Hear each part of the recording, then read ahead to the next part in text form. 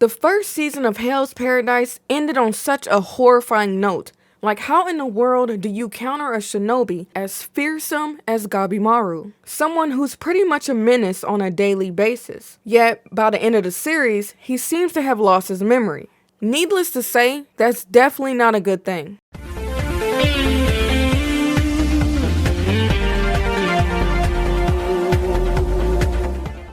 Hey guys, welcome back. Glad to have you back. If you're new here, welcome. It's great to have you. Be sure to stick around and subscribe for more if you haven't already. Today we're going to be getting into Hell's Paradise. Now be warned, you'll probably hear some spoilers, but just to give you a quick rundown, if you're unfamiliar with Hell's Paradise, it's basically about these criminals being sent to this mysterious island. Now some really weird stuff goes down on this island, and some of the people that's already traveled to the island and been to the island to explore return back like this.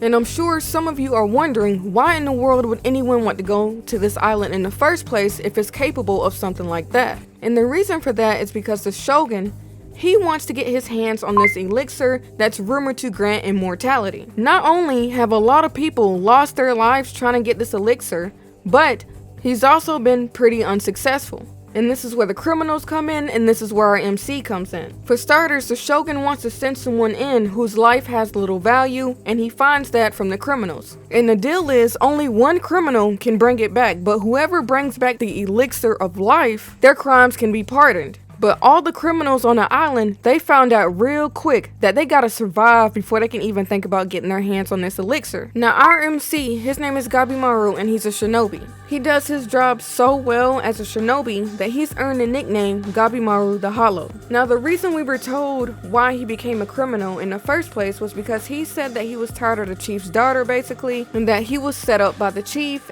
and that was that. Or at least that was how he explained it to his executioner. Okay, so now let's start getting into some of the things I liked about Hell's Paradise, as well as my overall review about the series. Number one, the plot twist. There were like 3 plot twists or more within this series, and I really enjoyed all of them. Especially the whole plot twist where Gabimaru actually just wants to return to his wife. Personally, I think that was my favorite plot twist because right from the first episode, we're meant to think that he's this criminal, he's about to be executed, he doesn't want to live, and that's something that made this anime a little bit more different from other anime that I've watched. I find it pretty wholesome and interesting that this hardcore shinobi is picking up habits and things that he learned from his wife. What did you do that for?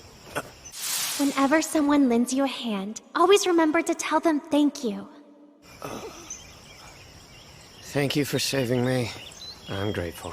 And all he's trying to do is just get back to her. Another plot twist I really appreciated about Hell's Paradise was kind of more towards the end, where we have the Kunoichi questioning whether or not Gabimaru's wife actually exists, because the chief is known and capable of creating illusions. Number 2, the backstories. So despite all these criminals trying to find this elixir, and despite everyone being on this island, fighting for their lives, fighting for survival, Hell's Paradise still finds a way to make you care about the characters. And majority of these characters have some pretty interesting backstories. Let's get into Chobe and Toma, for example. I like these two because they're siblings, they've been together through thick and thin, and they kind of had each other's back. Now what's interesting about them is that they came from a family of status. However, they ended up losing that status, they were left as ronin, which led to their family being in poverty. I mean, they lost their father, they lost their mother to an illness, and they were basically left to fend for themselves at a very young age. Another example of an interesting backstory would have to be Sagari's. Now, some people say Sagiri, but I believe the dub is saying Sagari, so that's what we're gonna go with. Now, anytime characters try to challenge their fate or try and challenge what other people want for them, I tend to like those characters a lot, and Sagari, she's one of those characters. Personally, I just find it really interesting how she comes from this family of executioners, and she receives a hard time not only from her family members, but from others as well, because she was bullied as a child for belonging to a family of executioners. In a nutshell, her family kind of looked down on her for wanting to become an executioner, and they wanted her to actually fulfill more duties that were more woman-like, more feminine. They wanted her to get married into a family and basically live this easy life. But that's not what she wanted. And even still, after making her decision, she faces a lot of flack, and not only from her family, but from those around her doing the same job as well. Now you're being ridiculous. That isn't the way a samurai lives his life. This island is a battlefield.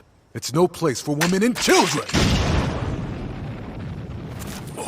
Third, I love the simplicity behind Hell's Paradise. Like, it's not too predictable, it's not too flashy, yet at the same time it's very easy to get into, it's interesting, and it actually manages to keep your attention throughout the whole series. I also like the time period where you have shinobi, you have shogun, you have all these things, all these different types of people interacting, you have clans. It's very heavy on that, and I tend to like that a lot. I'm not sure when or how it started, but I find myself very obsessed with the simplistic times, or those types of time periods. Next, let's talk about the fights and the consequences. Now, I really like how this anime basically has everyone in survival mode. It's like this battle royale, and then it's like not only do you have to fight other criminals, but then you have to fight those that reside on this mysterious island as well. Now, this anime might not be for everyone, but I tend to like anime on the darker side, just like Attack on Titan tends to be on a darker side. And because all of these people are criminals and some of them are shinobi, kunoichi, it makes sense for the fights to be on the darker side. I guess maybe it makes more sense for me to say I like the survival aspect of anime, and Hell's Paradise does that really well. And the fact that there are consequences and everyone is kind of exposed to the same conditions makes this anime all the more entertaining. And I like how there were even consequences with the Tensen, especially that one that fought Gabimaru and failed to get rid of Gabimaru. Now that's probably going to come back to bite him in the butt later on, and I can't wait to see that in season 2. But overall, I really enjoyed a lot of things about Hell's Paradise. No one is safe, no one is untouchable, everyone's forced to adapt, and those that don't adapt, quite simply, they get snuffed out. And I think that's one of the many things I love about Hell's Paradise. And like I mentioned earlier, with the plot twist at the end as far as Gabimaru not really remembering his identity, that's going to be pretty interesting to see in season 2. Because I feel like it's one thing to have an idea of what's going on and know that you're in survival mode, and then it's another thing to have no memory, no idea of what's going on, and being forced into survival mode. To me, that kind of means that no one is safe, and everyone is going to be treated like an enemy. But y'all let me know what y'all think. Leave a comment down below. As always, thank y'all for tuning in. SierraNovaa is out.